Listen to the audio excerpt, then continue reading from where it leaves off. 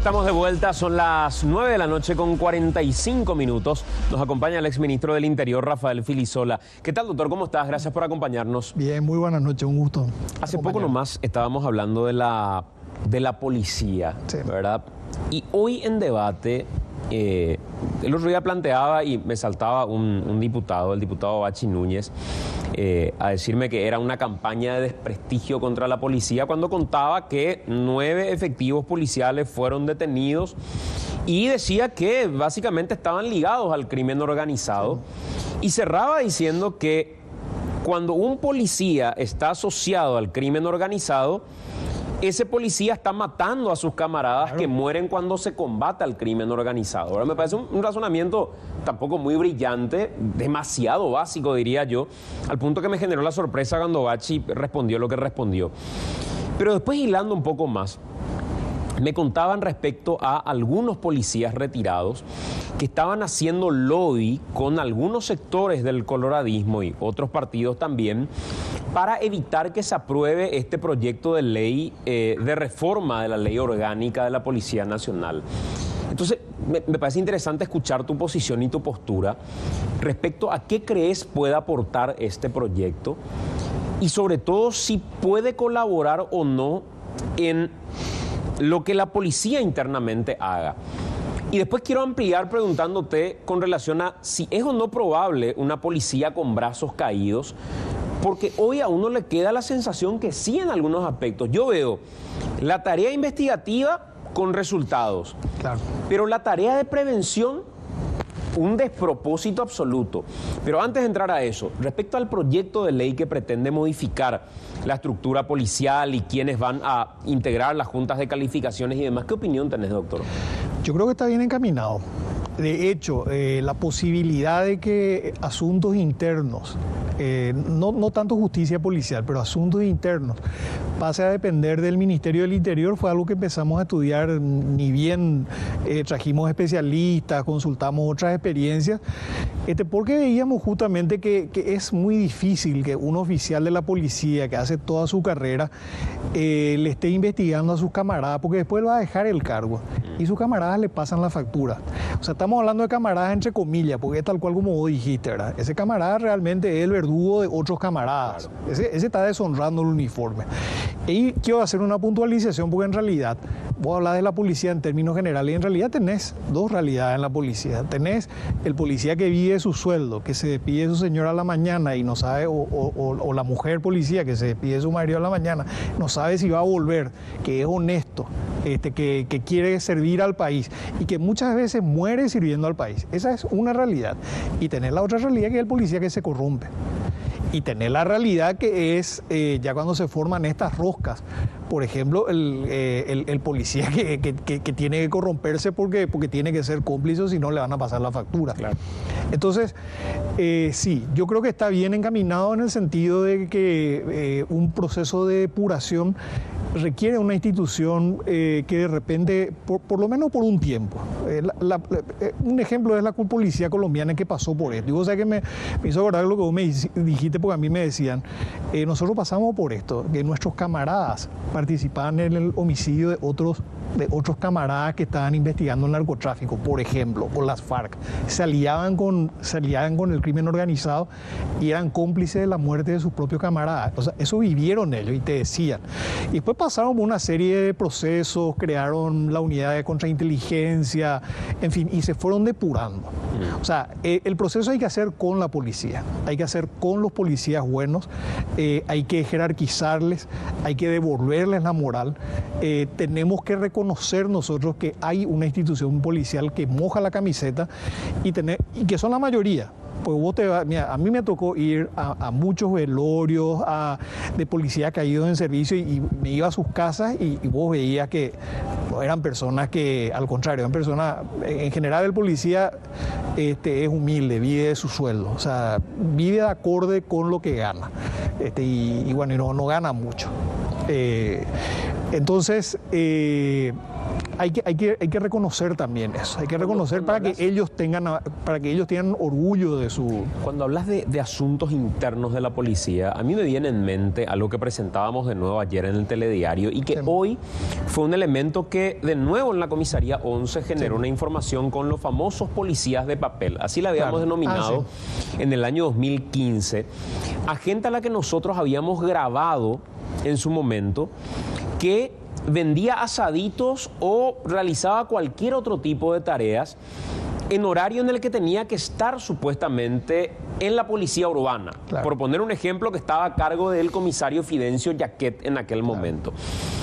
Y luego de hacer la denuncia pública, cuestionamos al comisario Fidencio Yaquet cómo es que él no nos quería mostrar las órdenes de servicio. Claro. ¿Dónde estaban los documentos de las órdenes de servicio? Y la policía urbana justificó que esta gente a la que nosotros grabamos fuera de su horario, realizando, dentro de su horario, realizando tareas que tenía que desarrollar por plata que cobraba en ese mismo horario en la policía, que era supuestamente trabajo de inteligencia. Y que no podía ir de otra forma vestido, que era un trabajo de inteligencia, pero resulta que ese trabajo de inteligencia lo hacía vendiendo asadito en un puesto de su señora, ¿verdad? Entonces, cuando va eso al tribunal de asuntos internos o va eso al tribunal de, creo que le llaman de... Tribunal de calificaciones. De disciplina o de calificaciones en realidad. Someten a un sumario, lo someten a Fidencio Yaquet, quien ya era un jefe superior, no era más de urbana, sino que creo que de orden y seguridad en ese momento, y lo limpiaron. Claro. ¿Y por qué toman el elemento de la limpieza? Porque el conductor del programa no se fue a declarar. Como si la declaración de Santiago fuera más importante que la evidencia que se había demostrado en aquel momento. Hoy Fidencio Yaquet es una de las personas que se opone a que la estructura que tiene que investigar a la policía no sea de la policía nomás.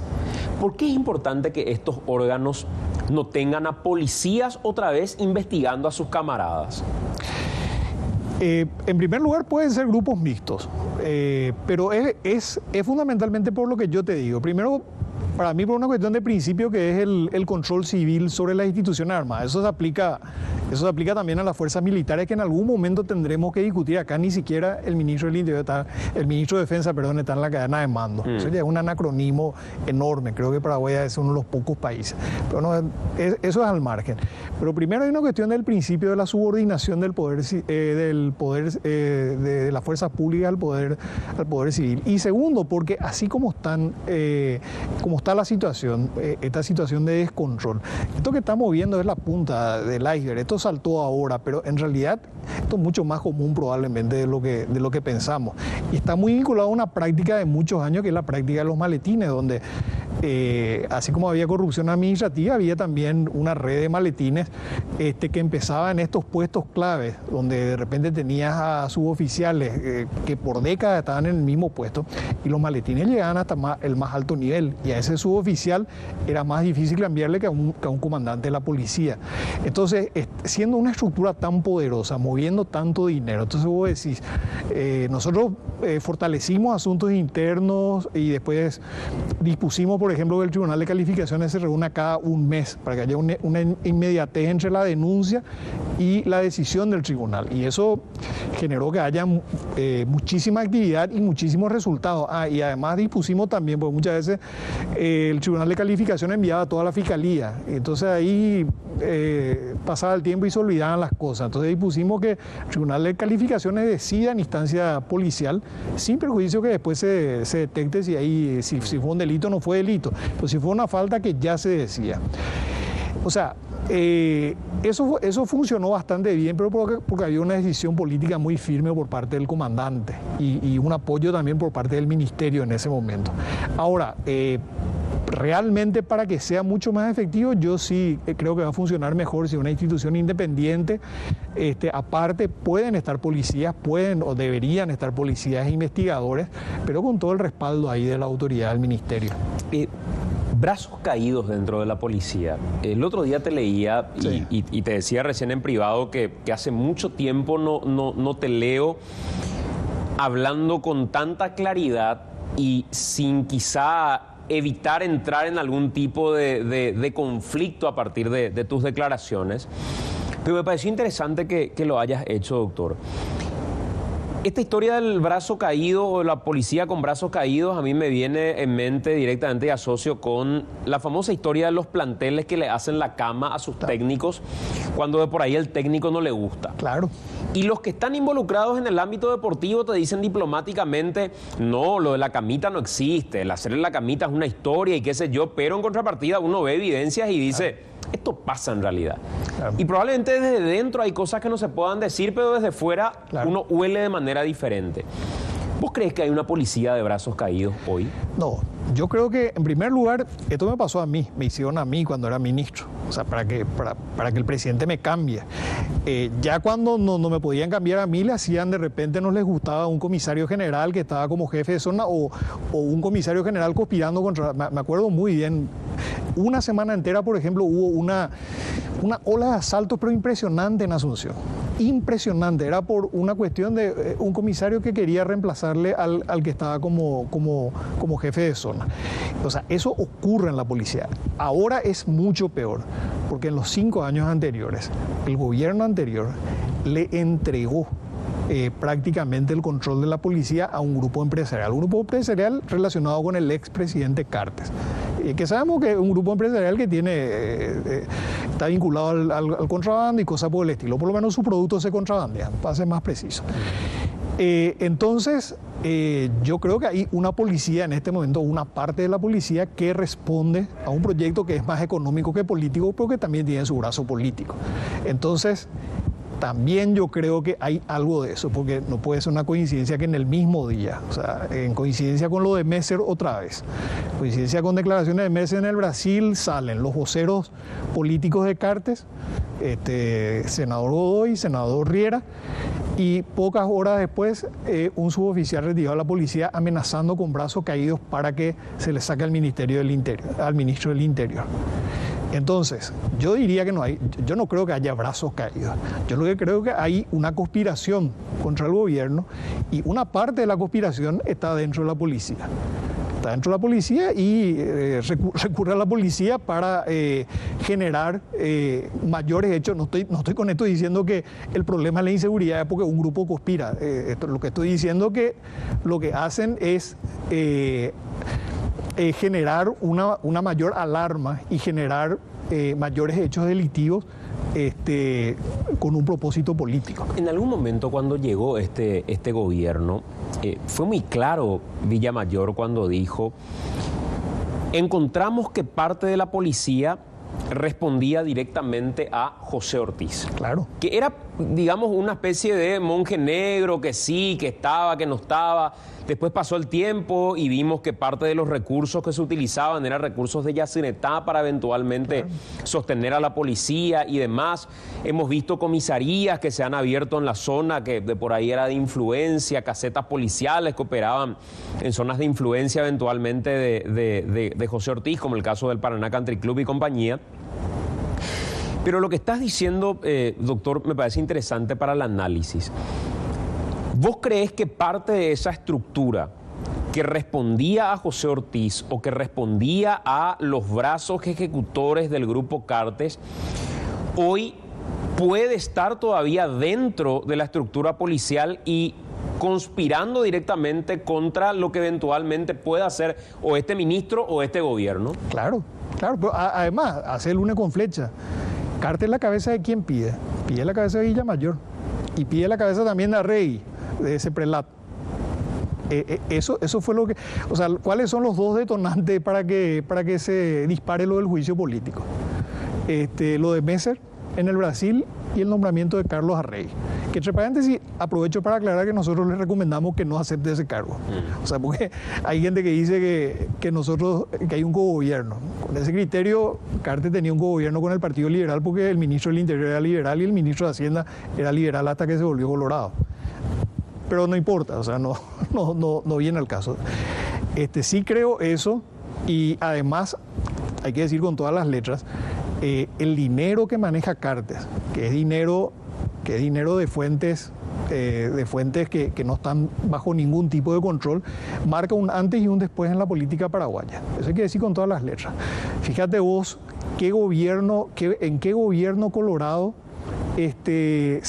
los propios colorados plantearon el juicio político de un presidente dentro de los primeros meses de gobierno, en el primer año de gobierno. Nunca antes ocurrió eso. Si vos te fijas, la lógica de todos los gobiernos colorados han sido, inclusive en el caso de Lugo, la lógica ha sido que los parlamentarios se han ido acercando al gobierno. Porque lógicamente un parlamentario tiene que cumplir con la gente que le votó. Tiene que sobrevivir políticamente, aunque sea opositor. Así que le conviene más tener amigos en el gobierno. Entonces, fíjate vos el poder del dinero para que Cartes no solamente conserve intacto los votos de su propio movimiento e inclusive se plantee tumbar a un gobierno de su propio partido, sino que inclusive crece, tiene simpatías en otros partidos políticos. Fíjate vos el poder del dinero, y digo esto con todas las letras porque quiere decir que un parlamentario, sobre todo sabemos que la política dentro del Partido Colorado es una política muy prebendaria, así que un parlamentario colorado considera que se va a beneficiar más de las prebendas que va a recibir de un grupo empresarial, del grupo empresarial de Cartes, que de los beneficios que puede conseguir teniendo una buena relación con el gobierno. Así de grave es la situación en la política. Ahí es donde vos decís que Cartes marca un antes y un después respecto al financiamiento político. Un antes y un después del financiamiento político de fuentes, porque Aliana dijo que Cartes financió la campaña del Partido Colorado. Pues yo no vi que Cartes figure en la declaración de ingresos de la campaña del Partido Colorado. Entonces, ¿mintió el Partido Colorado al presentar su declaración ante la justicia electoral o mintió Cartes? Bueno, nadie está investigando eso. Ahora, esto viene a coronar un proceso que empezó hace mucho antes. Y que ha ocurrido en muchos países donde el crimen organizado ha empezado a ganar terreno y ha empezado a inficionar. Ahora estamos viendo la policía, pero a estos policías hay que sumarle los jueces de la zona, hay que sumarle las autoridades políticas de la zona y todo lo demás. Ahora, todo este dinero que circula, todo este dinero de la economía subterránea del Paraguay, que es inmensa, que es similar probablemente a la economía formal, entró con tanta fuerza en la política paraguaya, que fíjate, se genera una situación como esta, que es cierto también en un momento de crisis económica y todo lo demás, pero que nunca había ocurrido antes en estos 30 años de democracia, y solamente se puede justificar por la enorme irrupción de dinero de fuentes no declaradas a la política paraguaya, es decir, crimen organizado y política. Doctor, cuando decís y haces referencia a Sergio Godoy y estas declaraciones que advierten sobre un juicio político nuevamente, o cuando vuelve Riera al Senado, y en el día que vuelve al Senado, Riera habla de reactivar un juicio político, cuando para la foto lo que se vendía era que el partido o el movimiento Honor Colorado era el que iba a darle la gobernabilidad que la oposición nunca le puede llegar a dar a un presidente de la República, a Mario Abdo Benítez. Y después pasaba el tiempo y mientras todos estábamos viendo qué iba a hacer Mario Abdo y si estaba o no preso de Cartes, muchos creímos que sí. En un momento Cartes aparece públicamente a decir, estamos esperando las señales, a ver si nos dan las señales. Y pasa el tiempo, Aliana había dicho 11 de septiembre, el día que se van a encontrar, no se encuentra, no se da el famoso abrazo republicano y Honor Colorado reclama que ni siquiera se dieron los cambios que ellos esperaban se den. A Rey, porque esto lo dijo después ya públicamente una de sus diputadas que hablaba con nosotros en la radio. Y decía a Rey, el ministro del Interior, hablaba de PETA, hablaba de otros protagonistas también. Yo creo que lo demás es relleno nomás. Yo creo que el tema es ese prelat, ni siquiera a Rey, cambiarle a Rey y ponerle a otro que no sea de confianza. El tema es ese prelat. De confianza significa manejable. De confianza de Carles, claro. Ese prelat es lavado de dinero. Es la agencia que tiene que controlar el lavado de dinero que nunca lo hizo. O sea, ¿cómo puede ser? Estamos por entrar en la lista gris. Estamos por entrar. ¿Y cómo puede ser que tanto dinero se lava en el país y no se haya detectado o no tengamos un caso concreto con la mega evasión? ¿Qué pasó con la mega evasión? De Ciudad del Este. Claro, ¿qué pasó? O sea, hay gente que dice que es un blef. Yo no sé si es un blef, pero si es un blef se tiene que archivar el caso. Pero Pero alguna decisión tienen que tomar las autoridades. ¿Y cuál es el único con flecha que hacer respecto a por qué hoy Honor Colorado vuelve a hablar del juicio político, cuando ya parecía que estaban de amores? Y mira, a mí me parece muy llamativo que la primera vez que hablaron el detonante del juicio político fue cuando cae Messer. Sea una coincidencia. Ahí Bachi salió a decir públicamente, ahí sale a decir, activamos el juicio político. Ahí sale a decir, y más que la caída de Messer, cuando lo nombran a rey. El tema Ceprelat. Y ahora nuevamente, este lunes coincide con la negociación que está haciendo Messer sobre la delación premiada en el Brasil. Que podría, como él hizo muchos negocios en Paraguay, y es muy amigo de Horacio Cartes. De hecho, el padre de él fue el mentor de Horacio Cartes en todo el tema financiero. Podría decir que eso causa nerviosismo dentro. Entonces, ¿por qué salen personas que son del riñón de pues, ni Godoy? Riera lo era suplente. Godoy no iba a estar jamás en ningún cargo político ni en ningún cargo público, sino ¿por qué salen a hablar justamente en ese momento? Es evidente que le dio una indicación. ¿Y por qué sale otro a desmentir? Y es porque están con un libreto. Entonces, ¿cuál es la lectura acá? Uno, evidentemente es un mensaje para el gobierno. O sea, esto se trata sobre la protección de los negocios de Cartes y sobre la impunidad de Cartes. Y más a largo plazo, más a mediano y largo plazo, yo creo que es el regreso de Cartes al poder, porque es algo que él necesita para preservar toda esa estructura que él tiene. Él necesita o tener amigos en el poder o volver él mismo al poder. Y es una cuestión de la que se habló poco. Pero fíjate vos que hubo mucha gente hablando de la reforma constitucional nuevamente. Hubo gente hablando de la enmienda constitucional también. O sea, eso estaba también dentro del paquete.